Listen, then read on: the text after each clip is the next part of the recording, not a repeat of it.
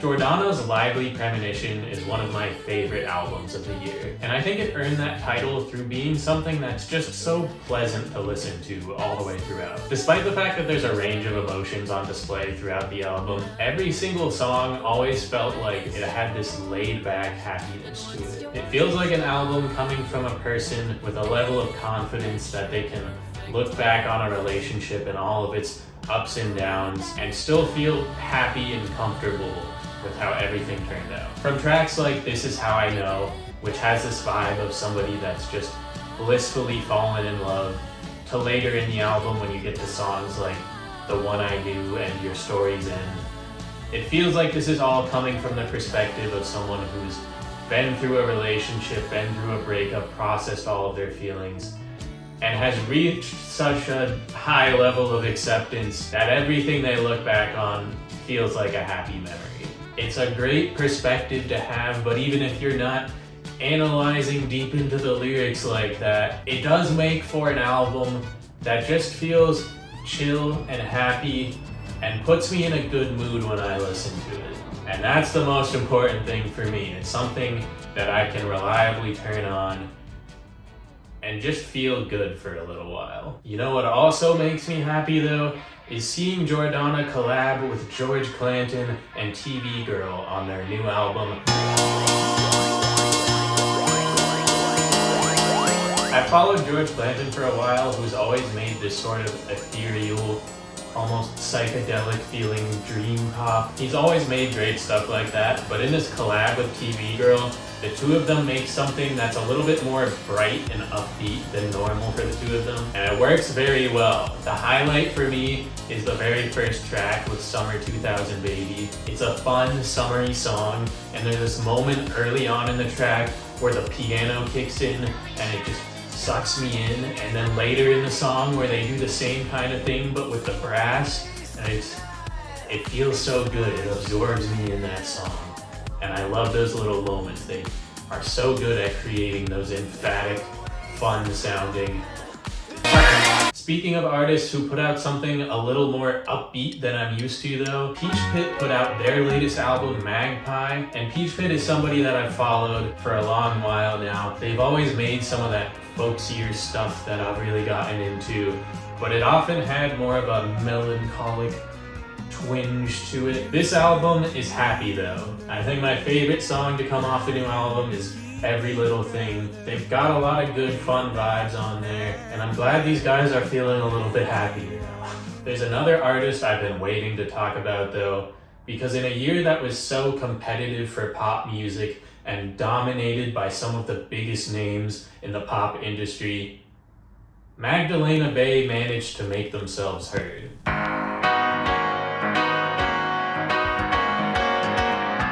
There's honestly not a lot I feel confident in saying about this album right now, because it's something that feels, I don't know, a little bit more complex and musically interesting than most of the pop music we got this year. I am not a music expert. I've never wanted to be considered a music expert. All I'm here to say is that Imaginal Disc by Magdalena Bay is indescribably good. Death and Romance is a banger. The Ballad of Matt and Mika is another one of my favorites. There's such a range of emotion and music that feels danceable, but also sad, but theatrical at times. It's not necessarily fun and upbeat throughout like some of the other albums I just talked about, but it manages to be both a fun and emotional listen at the same time. It's something that I've continued to come back to, maybe in particular at night, but it works just about any time, and it's just one of the most amazing things that I've heard this year. You might be saying to yourself though, I already heard of Magdalena Bay. This isn't the albums that I've missed. They were a big deal. And to that I'll say, I got you. Because this isn't really the albums that you missed in 2024. This is the albums that I missed in 2024. And I wanted to talk about Magdalena Bay, but there's a lot more music that I've discovered this year. And trust me, most of this video is still gonna be dedicated to the smaller artists. But if there's one more exception to make, I did not realize how big Conan Gray was. And I learned this because after posting my video about the best music in 2024, the people in the comments would not let it go. People demanded he be included in the top artist of the year. And I didn't know his album had come out. I did not realize just how big he was. But finally, I was inspired enough to check out his new album. And it was pretty good. It's another fun pop album. It feels very 80s inspired. There's influence of David Bowie and Michael Jackson. And to be clear, I'm not calling Conan Gray David Bowie or Michael Jackson. But the influence is felt, and it makes for something that feels distinct from a lot of the modern pop that was put out this year. But while Conan Gray took more of the 80s inspired pop route, one of those more modern day pop albums that I think was very good came from Remi.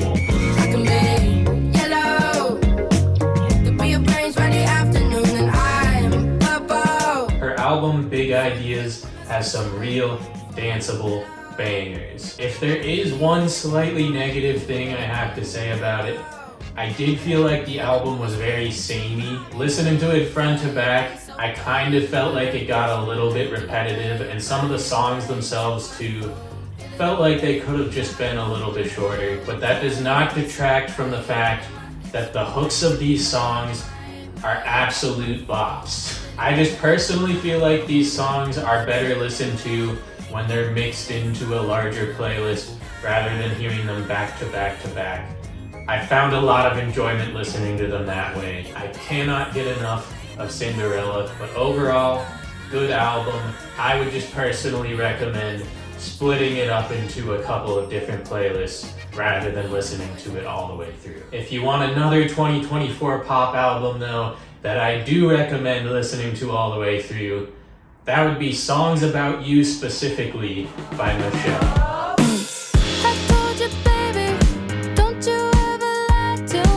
I discovered this album and this artist because their song Oontz randomly came on when I was in the shower, and I just started dancing. Involuntarily. It just happened before I even realized it, because that was one of those beautiful moments where in that one moment in particular, it was the best song I had ever heard. I don't think I'll ever stop enjoying Oontz. I'm Not Trying is another big highlight for me. Blessing's another great song. All the way throughout, this is one of the better pop albums I've heard in a really long time. And honestly, every album on this list is something that I really like and I'm vibing with right now. But if you want the album that I'm listening to right now, today, it's this one. This was just one of the most fun listens for me in a year that was packed with a lot of fun. But you know, maybe it's not all about the fun music for you. Maybe you're depressed. And boy, do I have an album for you.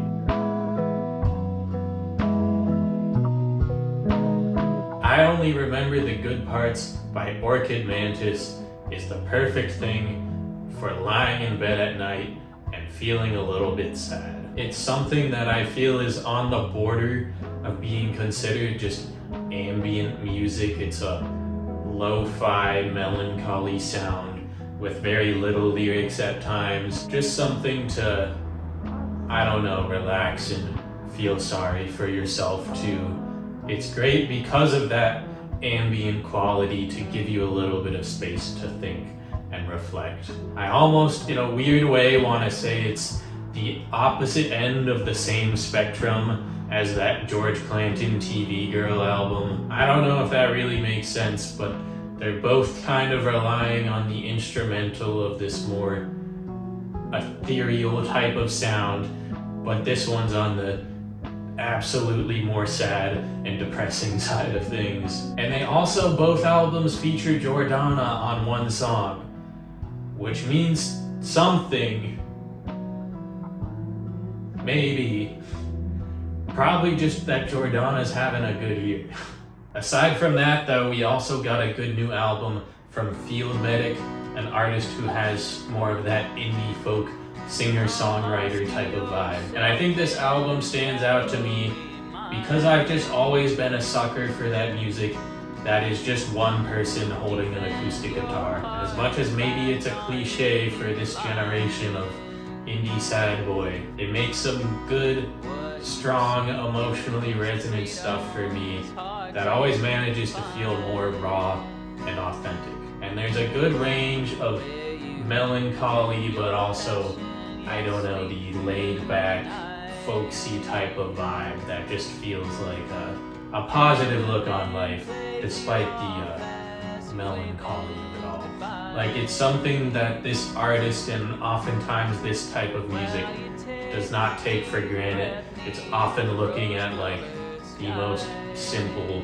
basic things in life and romanticizing it a little bit. And it's a way that helps me feel good about just, I don't know, the average life experience. Like, for example, the song Camel Filter Cigarette, where he's singing about smoking camel filter cigarettes. And everything feels alright. You want something with a little more energy though? Junior Varsity's My Star is indie rock that's energetic, upbeat, and it's a 15-minute long album that is bangers throughout the entire thing. That's all I have to say about it. It's 15 minutes long, and you're not wasting your time by listening to it. I think every single song is good, and some are bangers that I've had on repeat for months. Okay, I just briefly skimmed through the songs again, and I don't want to falsely advertise. It's not purely upbeat, energetic vibes. There's a little bit of sadness on that album too, but I still stand by what I said. It's 15 minutes long, and it's only bangers. I do always like the songs that manage to be both chill and happy at the same time. And that is exactly what Macseal's album, Permanent Repeat, is.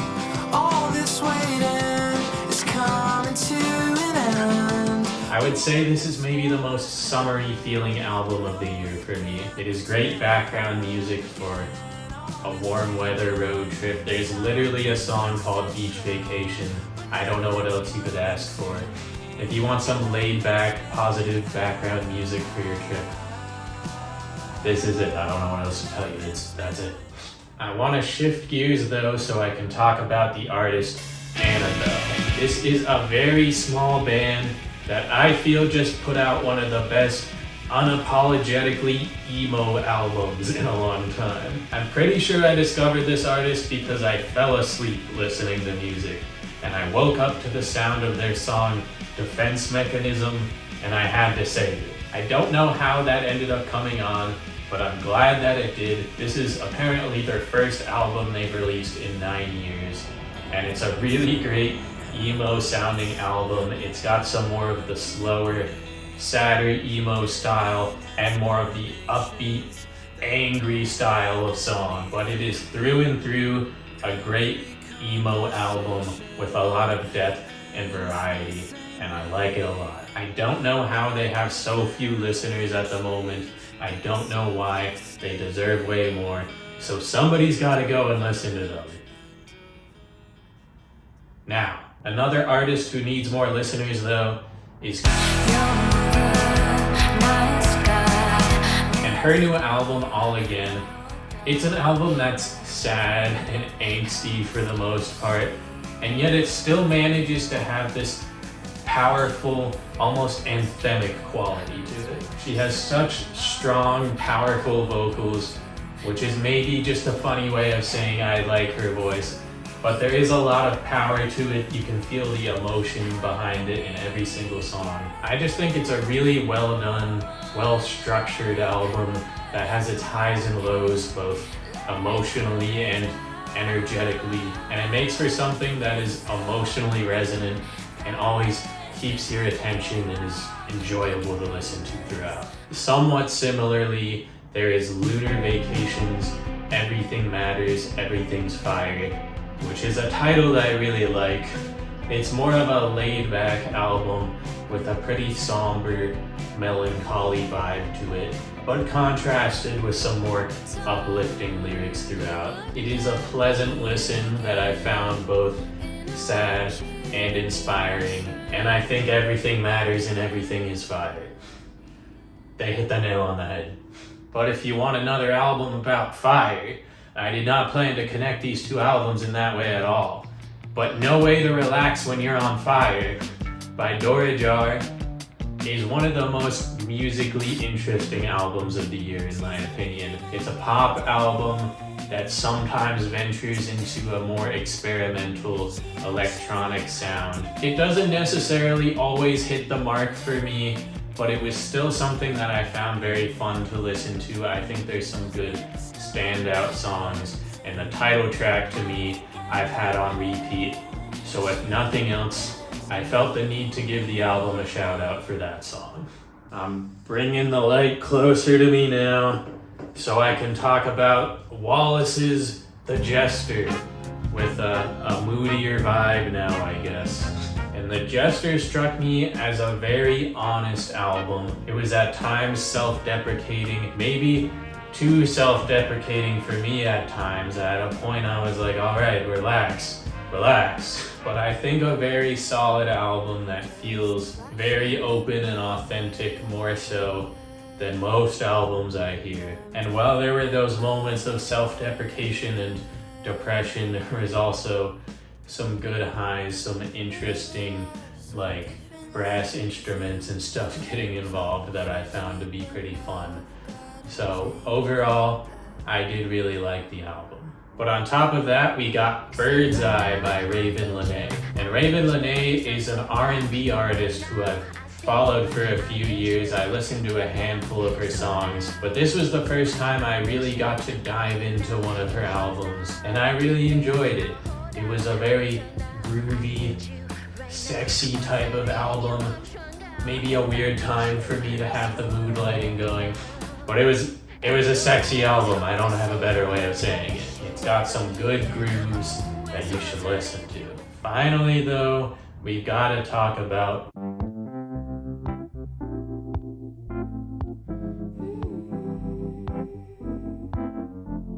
Vulfmon has been a favorite of mine for a while. I've talked about them on this channel before, or at least some variation of the group, because to be honest with you, I'm a little embarrassed by this, but I still don't know the difference between Vulfmon and Vulfpeck. And that's maybe part of the reason why this album went under the radar for me when it first came out, because I don't know how to follow all of this stuff. But whatever variation of the group you're listening to and whatever collaborators they're working with, they always create something that is soulful and fun and puts me in a great mood.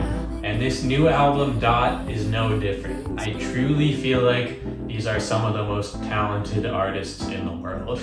And maybe to some extent you could say that about every artist that I talked about in this video. And I'm very happy to have been here and to have existed alongside all of these great artists. It has just been such a good year for music.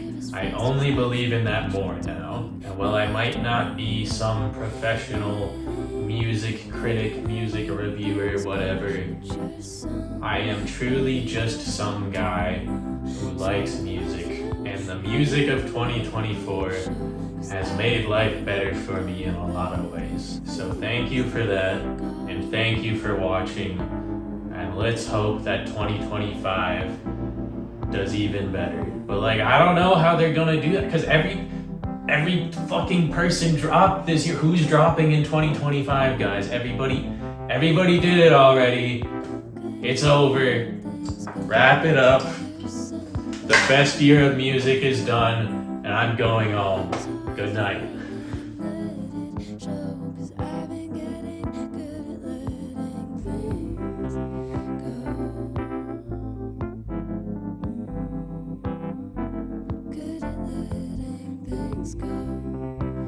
Don't wanna leave so